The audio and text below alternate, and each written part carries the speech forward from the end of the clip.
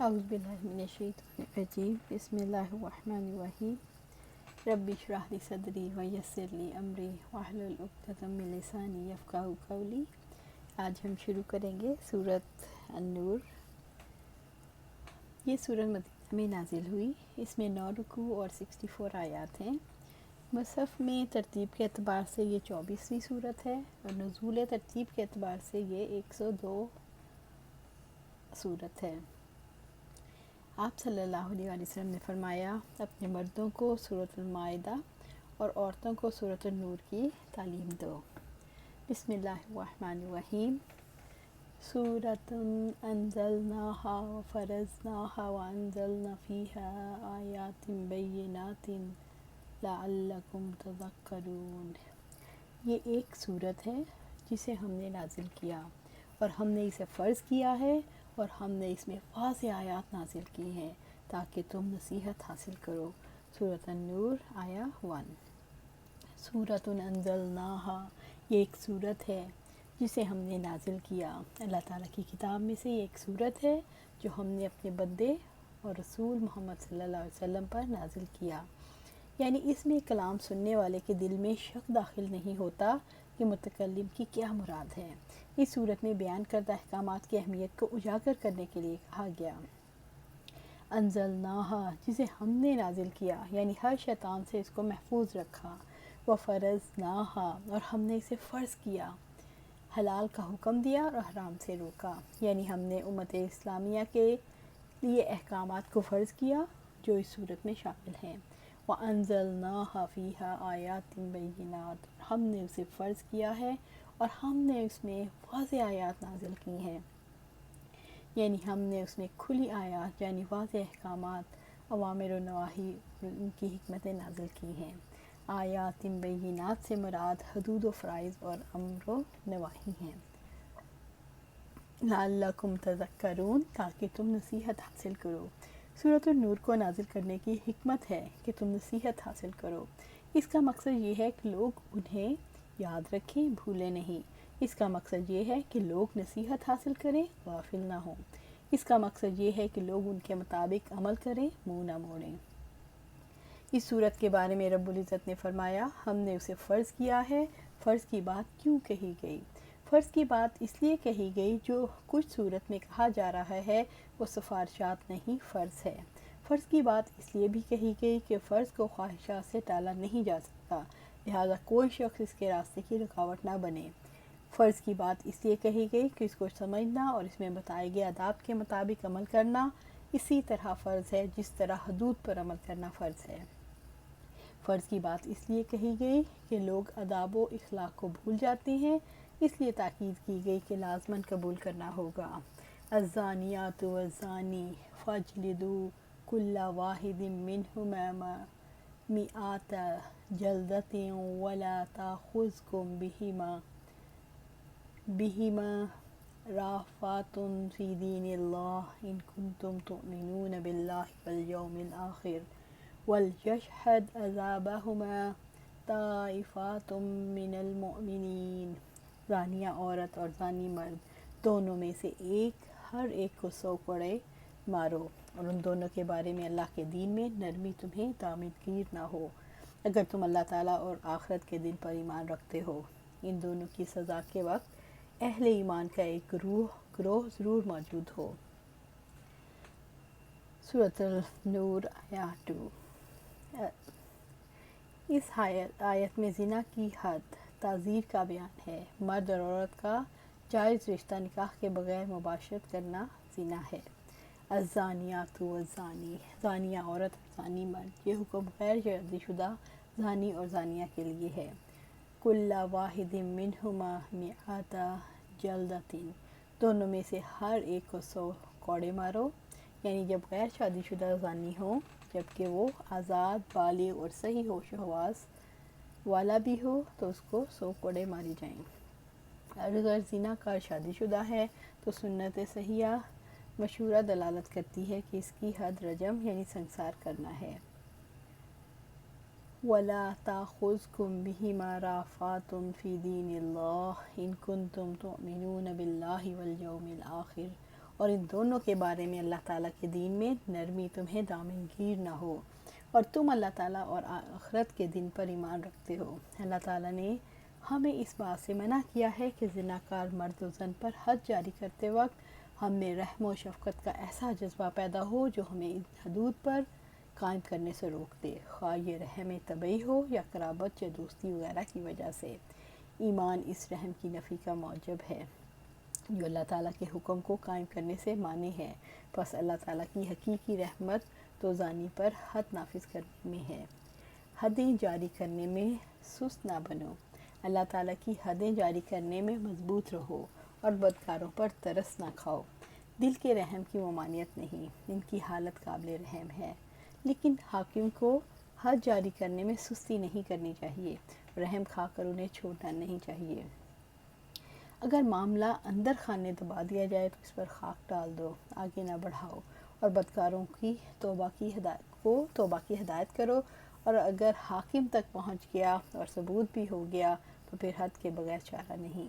ایک حدیث میں ہے تم آپس میں حدیں معاف کر دو، لیکن حد کا جو واقعہ مجھ تک پہنچ جائے گا اس میں حد واجب ہوگی۔ ایک حدیث میں ہے کہ 40 دن کی بارش سے زیادہ مفید دنیا میں ایک حد قائم ہو جانا ہے۔ رب العزت نے فرمایا اگر تم اللہ اور یوم آخرت پر ایمان رکھتے ہو تو اللہ تعالیٰ کی حد جاری کرنے میں تمہارے دل میں ترس اور رحم نہیں آنا چاہیے۔ زنا کیا ہے؟ مرد اور عورت کا جائز رشتہ نکاح کے بغیر مباشرت کرنا۔ زنا کا فطری اور عالمگیر تصور کیا ہے؟ فطرت انسانی زنا کی حرمت کا تقاضا کرتی ہے، اس لیے عالمگیر اتفاق رائے کہ یہ فعل اخلاقاً برا سمجھا جاتا ہے، دینی اعتبار سے گناہ سمجھا جاتا ہے، معاشرتی اعتبار سے قابل اعتراض سمجھا جاتا ہے۔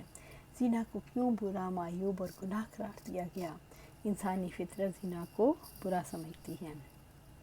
نسل انسانی کی بقا اس صورت میں ممکن نہیں، کیونکہ مرد اور عورت اگر عارضی تعلق کے بعد آزاد ہو جائیں تو آنے والے بچے کی ذمہ داری لینے کے لیے کوئی تیار نہیں ہوتا، لہٰذا ایسے اقدامات کیے جاتے ہیں جس کی وجہ سے بچے وجود میں نہ آئیں۔ یوں وسیع پیمانے پر نسل انسانی کے قتل کے پروگرام بنائے جاتے ہیں۔ عبداللہ بن مسعود رضی اللہ تعالیٰ عنہ نے بیان کیا کہ آپ صلی اللہ علیہ وسلم نے فرمایا اللہ تعالیٰ سے زیادہ اور کوئی غیرت مند نہیں، یہی وجہ ہے کہ اس نے بے حیائی کے کاموں کو حرام کیا ہے، اور اللہ سے بڑھ کر کوئی اپنی تعریف پسند کرنے والا نہیں۔ عائشہ رضی اللہ تعالیٰ عنہ نے آپ صلی اللہ علیہ وسلم سے فرمایا اے امت محمد، اللہ سے بڑھ کر صلی اللہ علیہ وسلم، اللہ سے بڑھ کر غیرت مند اور کوئی نہیں، اور بندے یا بندی کو زنا کرتے ہوئے دیکھے، اے امت محمد اگر تمہیں یہ معلوم ہوتا جو مجھے معلوم ہے تو تم ہنستے کم اور روتے زیادہ۔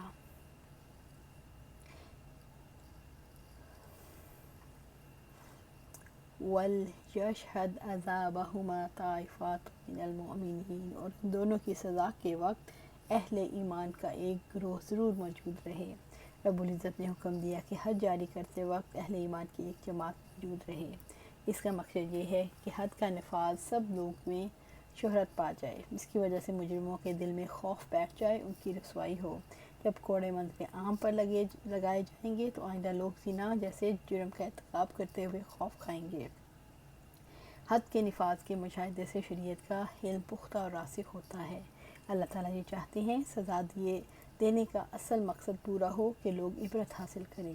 یہ مقصد تبھی پورا ہو سکتا ہے جب کثیر لوگ موجود ہوں تاکہ موجودہ مجرم کو دیکھ کر مستقبل کے مجرم ڈر جائیں اور حرام سے باز آ جائیں۔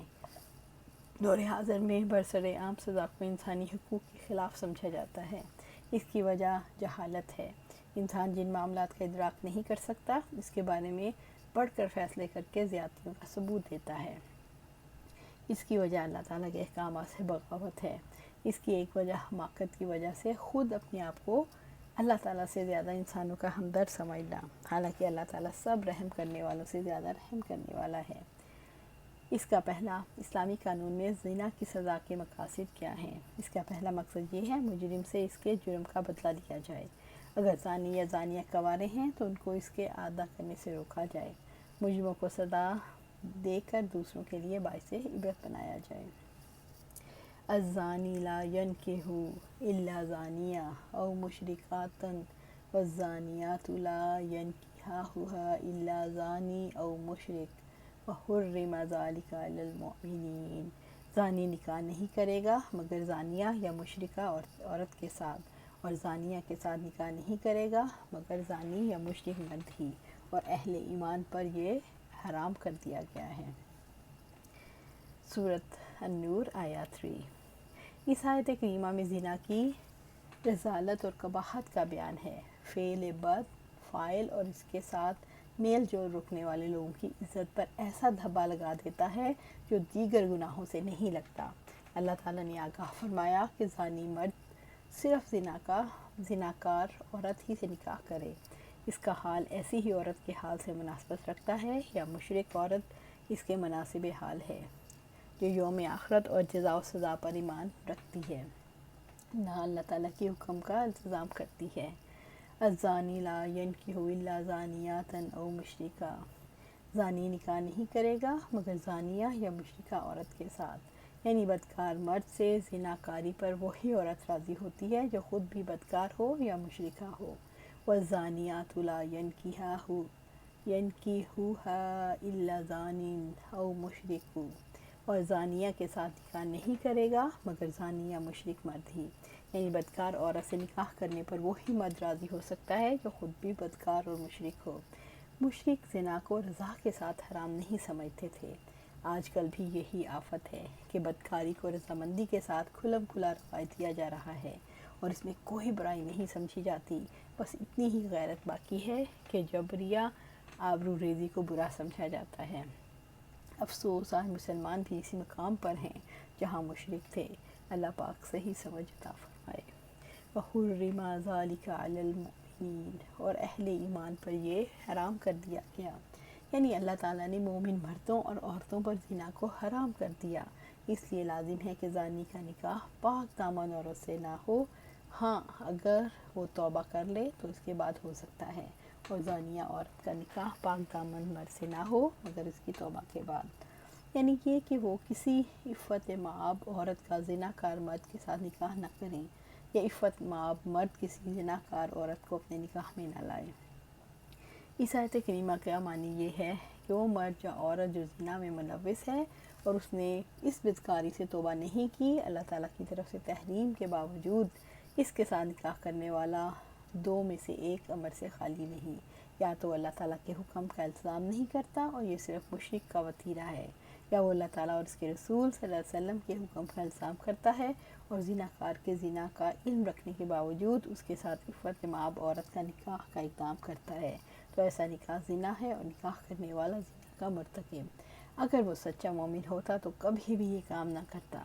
یہ آیت کریمہ زانیہ عورت کے ساتھ نکاح کی تحریم پر صراحت کے ساتھ دلالت کرتی ہے جب تک کہ وہ توبہ نہ کرے۔ اس طرح زانی کے ساتھ نکاح کی تحریم پر دلیل ہے، کیونکہ میاں بیوی ایک دوسرے کے ساتھ رہنا سب سے بڑی مکارنت ہے۔ زنا ایک قبیح فعل ہے۔ ایک انسان جب زنا کرتا ہے تو اس وقت وہ ایسی نفسیاتی حالت میں ہوتا ہے کہ اس کے شعور اور دل سے ایمان دور ہو جاتا ہے۔ ایک مومن ایمان سے خالی انسان کے ساتھ ایسے رابطے سے نفرت کرتا ہے۔ زنا اور شرک ملتے جلتے گناہ ہیں۔ زنا میں ایک مرد اپنی بیوی کو یا بیوی اپنے شوہر کو چھوڑ کر کسی غیر سے تعلق قائم کرتی ہے۔ شرک میں انسان اپنے رب کو چھوڑ کر غیر اللہ کی طرف جھکتا ہے، جو دونوں کے درمیان ایک عجیب معنوی تعلق پایا جاتا ہے جس کی وجہ سے ان کا اکٹھے ذکر کیا گیا۔ زانیوں سے مومنوں کے نکاح کو حرام قرار دے کر اسلامی معاشرے سے ناپاک اور گندے لوگوں کو الگ کر دیا گیا۔ والذین یرمون المحصنات ثم لم یأتوا بأربعة شہداء فاجلدوہم 80 جلدۃ ولا تقبلوا لہم شہادۃ ابدا واولئک هم الفاسقون۔ اور جو لوگ پاک دامن عورتوں پر تہمت لگائیں پھر 4 گواہ نہ لائیں تو تم انہیں 80 کوڑے مارو، اور تم ان کی کوئی گواہی قبول نہ کرو، اور وہی نافرمان لوگ ہیں۔ سورۃ النور آیہ 4۔ ثم لم یاتوا، پھر والذین یرمون المحصنات ثم لم یاتوا بأربعة شہداء फजलिदूहुम समानीना जल्दतन, और जो लोग पाक दामन औरतों पर तहमत लगाएं फिर 4 गवाह न लाएं तुम उन्हें 80 कोड़े मारो।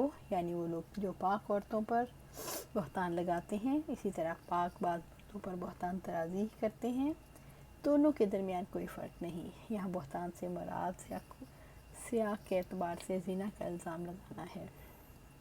सुम्मा लम यातू, फिर ना लाएं, यानी उन्होंने जो ज़िना का इल्ज़ाम लगाया है इस पर गवाह ना ला सकें।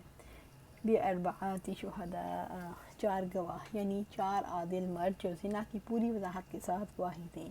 तहमत के सबूत के लिए 4 गवाहों का पेश करना ज़रूरी है। जो शख्स तहमत के सबूत में 4 गवाह पेश ना कर सके उसे 80 कोड़े लगाए जाएँ।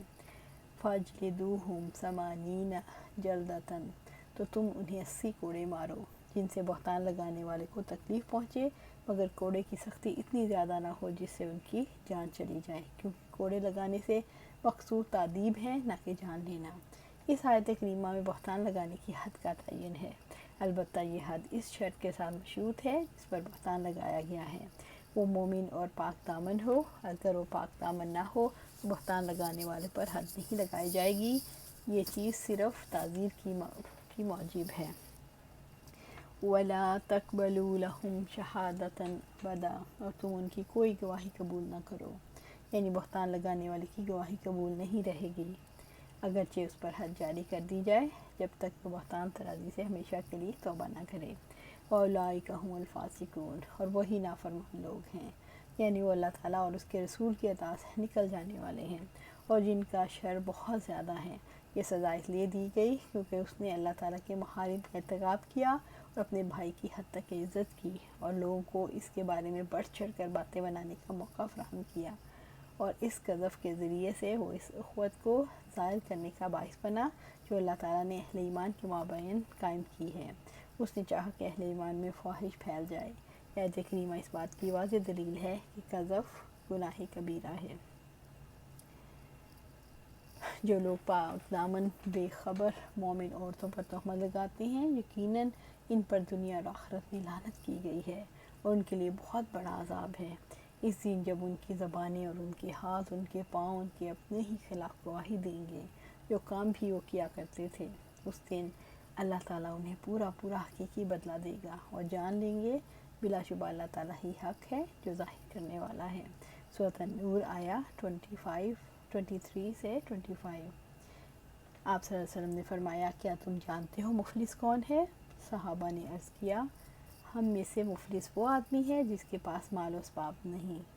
आप सल्लल्लाहु अलैहि वसल्लम ने फरमाया, क़यामत के दिन मेरी उम्मत का मुफलिस वो आदमी होगा जो नमाज, रोज़े, ज़कात सब कुछ लेकर आएगा, लेकिन उसने दुनिया में किसी को गाली दी होगी, किसी पर तहमत लगाई होगी और किसी का माल खाया होगा, किसी का खून बहाया होगा और किसी को मारा होगा, तो इन सब लोगों को उस आदमी की नेकियां दे दी जाएंगी।